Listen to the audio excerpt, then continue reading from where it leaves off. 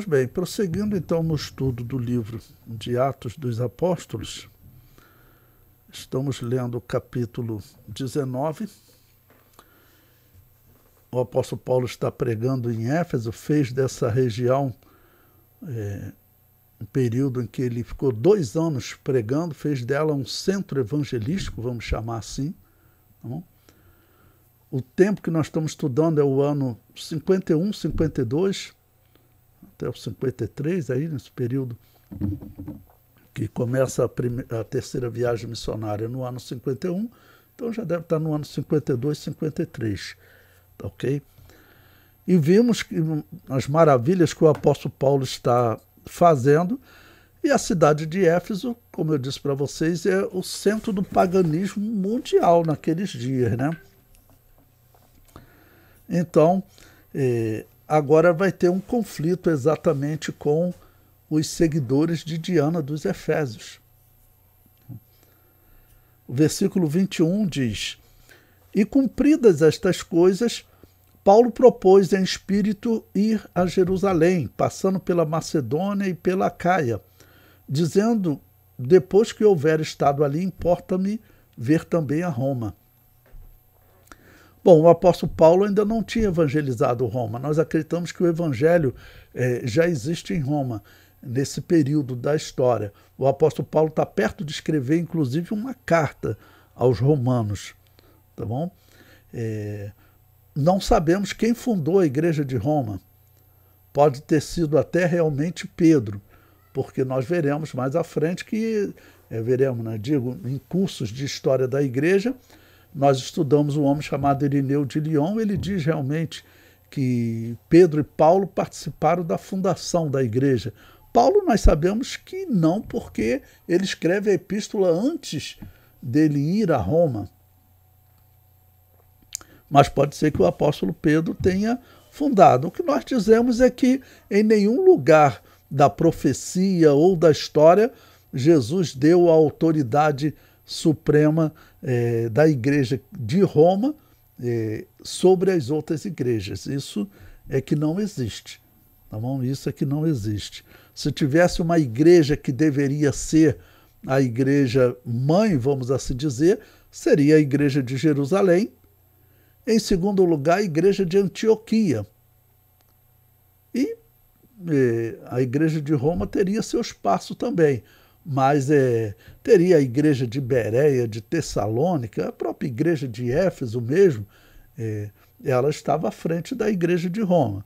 Mas não existe esse negócio de dizer que tem uma igreja que lidera sobre as outras, né, como a igreja católica prega até hoje. Isso está errado. Bom, então o apóstolo Paulo planeja ir a Jerusalém, realmente concluindo essa viagem ele vai para Jerusalém, mas antes disso ele quer passar pela Macedônia, que era uma região onde tinha a cidade de Filipos, de Bereia, de Tessalônica, né? Bom, versículo 22. E enviando a Macedônia 2 daqueles que o serviam, Timóteo e Erasto, ficou por algum tempo na Ásia. Bom, a Macedônia, nós vimos que o apóstolo Paulo ele já tinha evangelizado essa região, né? Ele já tinha evangelizado essa região. Então, Timóteo era uma pessoa de confiança. E nós sabemos que Timóteo ele acaba por se tornar um pastor daquela região, da Macedônia e até da igreja de Éfeso.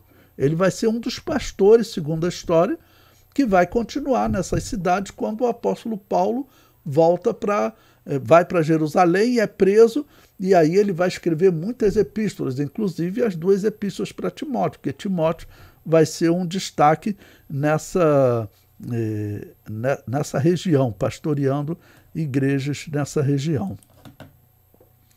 O versículo 23 diz: naquele mesmo tempo, houve um não pequeno alvoroço acerca do caminho. Vocês vejam que, novamente, essa expressão do caminho, né? Atos 19, 23, que nós estamos lendo. E lembrando, esse caminho era uma expressão que era utilizada para falar, vamos dizer, o curso que a pessoa escolheu para praticar a sua religião. Esse era o significado. Sempre lembrando que no original grego não havia maiúsculo minúsculo, isso é obra do tradutor, para indicar que esse caminho era um caminho ligado à ideia, ao pensamento, no caso aqui, a opção religiosa, qual o caminho de salvação. Pessoa de Jesus, né? Ok. Perdão aí. Ok.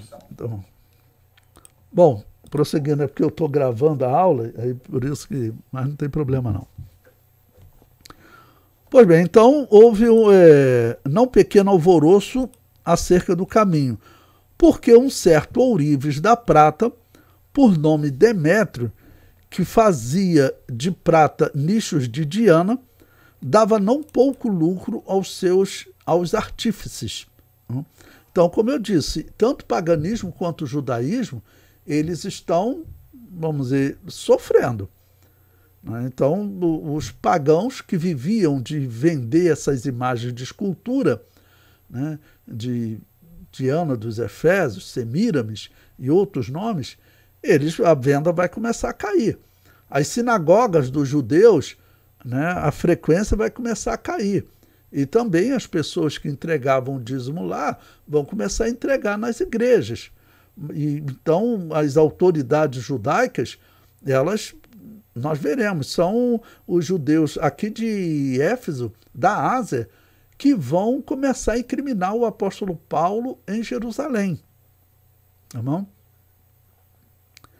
E aqui eu quero fazer um comentário com vocês.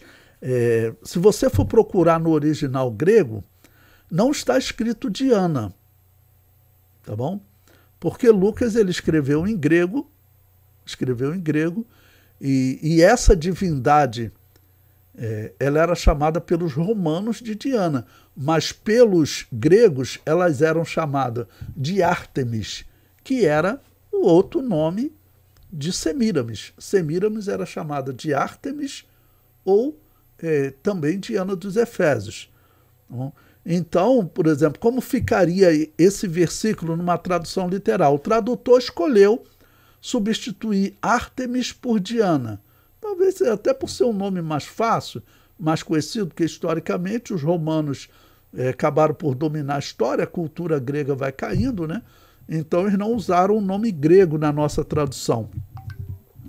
Mas como ficaria a tradução correta, como está escrito no grego? Ficaria assim, ó, um ourive chamado Demétrio, que fazia em prata templos de Ártemis. Nichos que ele chama ali eram o quê? Eram pequenos templos, como uma miniatura de um templo. É exatamente o que acontece aqui em Aparecida do Norte. Tem lá aquele templo, ok? Aquele templo, as pessoas às vezes compram miniatura, nichos daquele templo. E ele ganhava muito dinheiro com isso. Bom, qual o percentual de pagãos que estão se convertendo ao cristianismo? Não dá para nós falarmos. Mas a história diz que o cristianismo ele vai tomando as sociedades, o número de convertidos é muito grande. Por isso o paganismo começa a organizar perseguições. Nesse período o judaísmo está perseguindo, mas o judaísmo ele tem pouca força. O judaísmo ele está dominado, eles têm que pedir autorização ao Império Romano para julgar, perseguir. Tanto nós veremos na prisão de Paulo, eles vão pedir autorização ao Império Romano para poder prender, julgar o apóstolo Paulo. E aí nós veremos Félix, né, que era o homem que estava governando a Judéia nesse período, ele não vai autorizar, porque o apóstolo Paulo recorre a Roma, né? Agora você veja coisa horrível. Era melhor recorrer a Nero do que recorrer aos judeus. Até porque nós veremos, o apóstolo Paulo sabia, cair nas mãos deles, eles me matam. porque o discurso cristão era: Israel passou. Israel não é mais o representante de Deus aqui na terra. Esse é o discurso cristão. Isso era o que o apóstolo Paulo, por exemplo, escrevia. Ele está para escrever a Epístola aos Romanos, ele vai dizer isso. Então, esse discurso, ele era terrível para os judeus, né? Os judeus que conheciam o apóstolo Paulo, estavam ouvindo as pregações, eles já sabiam disso. Era o que o apóstolo Paulo pregava. E lembrando, nós estamos no ano 51, 52, a Epístola aos Gálatas tinha sido escrita 3 anos antes, no ano 49. E na Epístola aos Gálatas, o apóstolo Paulo ele fala claramente que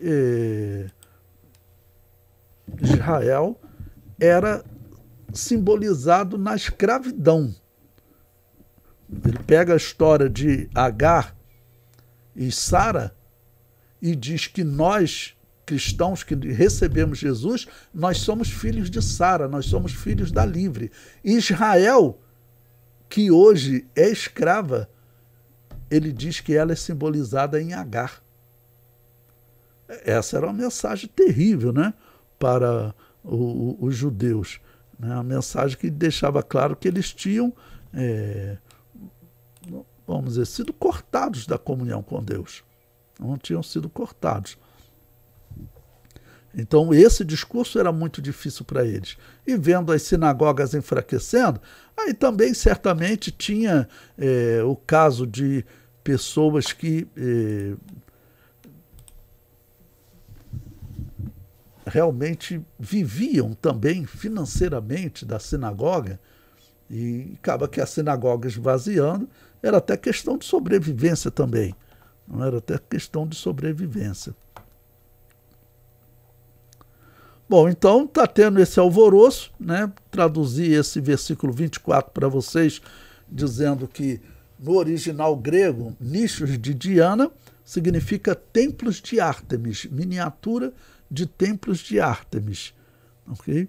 O versículo 25. Aos quais, havendo-os ajuntado com os oficiais de obras semelhantes, disse: varões, bem sabeis que deste ofício temos a nossa prosperidade. Aqui veja, pagão que é a sobrevivência dele. Como eu disse, tinha os judeus também que sobreviviam pela sinagoga. As sinagogas podem estar fechando, né, porque são muitos judeus se convertendo. Então, essa é a nossa prosperidade. E bem vedes e ouvis que não só em Éfeso, mas até quase em toda a Ásia, este Paulo tem convencido e afastado uma grande multidão, dizendo que não são deuses os que se fazem com as mãos. E esse debate, essa questão, já envolvia os judeus. Todos sabiam que os judeus diziam que Deus não pode ser representado em uma estátua. Todos sabiam que os judeus pregavam a existência de um Deus que nós não podemos ver, que nós não podemos tocar. Só que o apóstolo Paulo agora ele tem uma pregação poderosa. A virtude que é dada à igreja é diferente do judeu pregando, ainda mais nesse período, que eles não estavam nem mais em comunhão com o Pai. Então veja, o apóstolo Paulo era conhecido realmente dos pagãos. Então, o pagão está dizendo ali em toda a Ásia, esse Paulo tem convencido. O que significa isso? Se ele está convencendo, então existiam muitos pagãos que estavam abandonando os templos pagãos. E isso era, vamos dizer, era um problema para essas pessoas, até em termos de sobrevivência. Até em termos de sobrevivência. Então, as palavras desse pagão nos dão uma dimensão do crescimento da palavra de Deus nesse período. Bom, versículo 27. Não somente há o perigo de que a nossa profissão caia em descrédito, mas também que o próprio templo da grande deusa Diana, aqui no original está escrito Ártemis, tá ok? Não é Diana. Da grande deusa Diana seja estimado em nada, vindo a majestade daquela que toda a Ásia e o mundo veneram a ser destruída. Né? Como eu disse para vocês, o que ele falou aqui é verdade. A história diz que o centro do culto pagão era dedicado à Mãe de Deus, a deusa mãe. É exatamente o que o catolicismo reproduz hoje. Você pode procurar no Brasil, pelo Brasil, quantas igrejas são dedicadas a Jesus e quantas igrejas são dedicadas a Nossa Senhora, como eles falam. Vocês vão encontrar pelo mundo, não só pelo Brasil, mas no mundo todo. O centro do culto católico é o culto dedicado à Mãe de Deus. É o mesmo culto de Semíramis, irmãos. É o mesmo culto de Semíramis. Né? A história comprova o culto de Semíramis, né, que era agora chamado de Ártemis ou Diana dos Efésios, era o centro do culto mundial. O paganismo ele sempre se concentrou no culto a deusa mãe, a Mãe de Deus. Por quê? Olha, uma das razões é que você dizer que Deus tem uma mãe, ele tem alguém que gerou ele, você está dizendo que Deus tem origem, que ele não é eterno. Então é uma mensagem péssima, né, mas que a Igreja Católica adotou.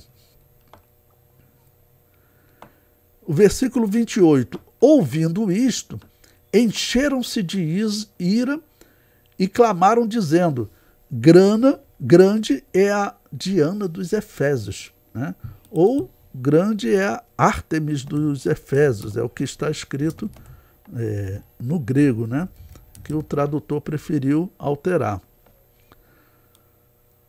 O versículo 29. E encheu-se de confusão toda a cidade, e unânimes correram ao teatro, arrebatando a Gaio e a Aristarco, macedônios, companheiros de Paulo na viagem. Então, o apóstolo Paulo já tinha diversos obreiros, como nós vimos. Timóteo era um dos destaques dele. E aqui, esses dois outros obreiros, né? E querendo Paulo apresentar-se ao povo, não lhe permitiram os discípulos, porque eles sabiam, se os pagãos pegam Paulo, né, está arriscado ter judeus ali junto com aqueles pagãos.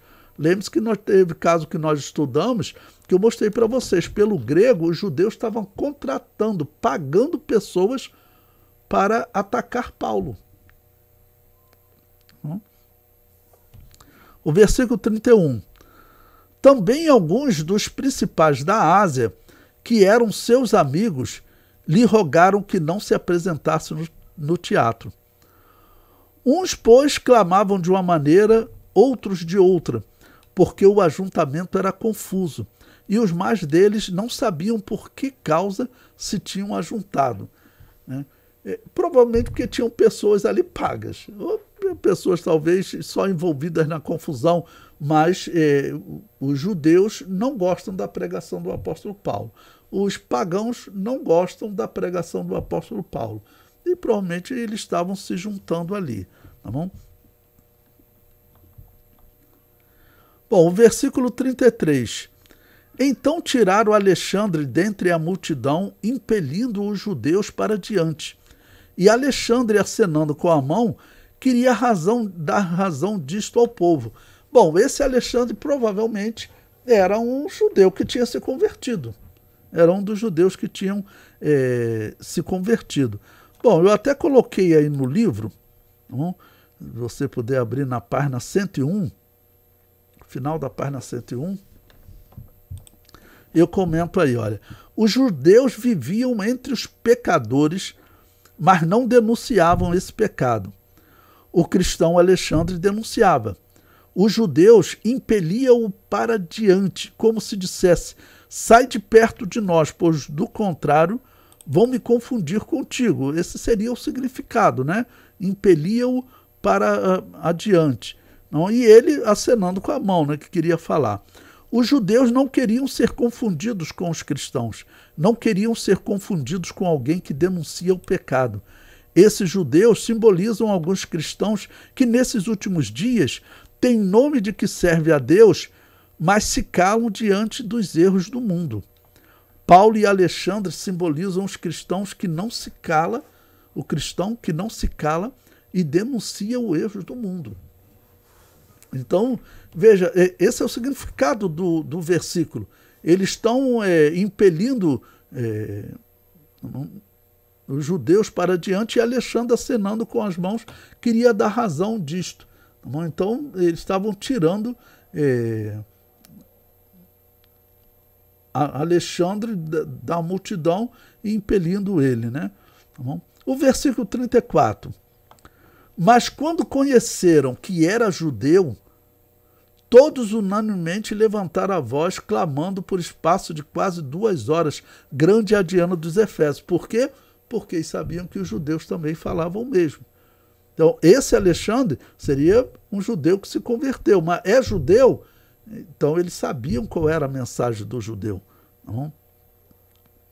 E quando eles gritam, grande é a Diana dos Efésios, como eu falei para vocês, o que está escrito no original, grande é a Ártemis dos Efésios, porque Ártemis era outro nome, era o nome grego para Semíramis, tá bom?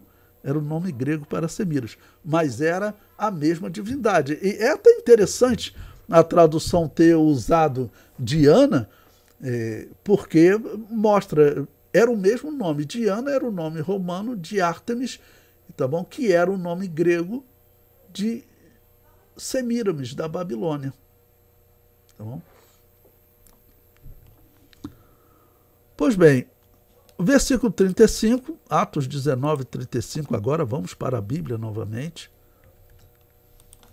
Diz o seguinte: então o escrivão da cidade, tendo apaziguado a multidão, disse: varões efésios, qual é o homem que não sabe que a cidade dos Efésios é a guardadora do templo da grande deusa Diana, da grande deusa Ártemis, né? E da imagem que desceu de Júpiter? Esse era o pensamento deles, né? Que aquela imagem ela tinha vindo de Júpiter. Veja como isso parece com a imagem, né, de Aparecida do Norte. A imagem de Aparecida do Norte, ela não foi encontrada no dia 12 de outubro. Por que esse dia 12 de outubro foi escolhido como o dia do culto à Aparecida do Norte? Você vai encontrar resposta na religião afro. Porque não existe na história do catolicismo nada que justifique o dia 12 de outubro. Mas para atrair os africanos, né, eles colocaram no dia de um culto da religião afro. É por isso que os africanos, no dia 12 de outubro, eles vão para as igrejas católicas, né? Lá na Bahia, principalmente. Por quê? Porque esse dia 12 de outubro é um culto da religião afro. É um culto do paganismo afro. Africano, né? Como é utilizado hoje o termo afro. Ok? E aqui também, quando diz a estátua que caiu de Júpiter, no original não está escrito Júpiter, porque foi escrito em grego. Qual o nome que os gregos davam para essa divindade Júpiter? Eles chamavam ele de Zeus. Então, no original grego, aqui está escrito, né, o templo da grande deusa Ártemis e da imagem que caiu de Zeus, que veio de Zeus. Assim que está no original, né? Então, a expressão que caiu de Zeus.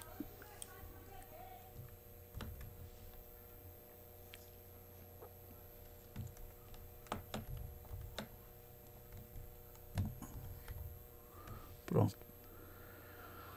Pois bem, prosseguindo, agora o versículo 36, o discurso do escrivão prossegue para tentar acalmar as pessoas, né? Ora, não podendo isto ser contraditado,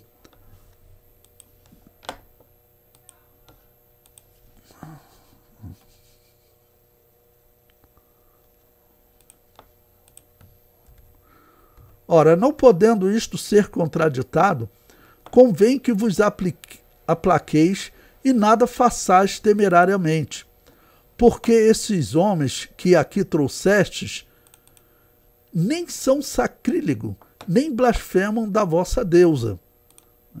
Na verdade, quando eles diziam que essas deusas eram uma deusa falsa, né, que não existia, ele está, de alguma maneira, criticando ela. O termo deusa, né, em grego, vocês sabem que Theos é Deus e Thea é deusa. É o termo grego aqui. Versículo 38. Mas se Demétrio e os artífices que estão com ele têm alguma coisa contra alguém, há audiências e há procônsules que se acusem uns aos outros. Mas, se alguma outra coisa demandais, averiguar-se-á em legítimo ajuntamento. Na verdade, até corremos o perigo de que, por hoje, sejamos acusados de sedição, não havendo causa alguma com que possamos justificar esse concurso. E, tendo isto, despediu o ajuntamento.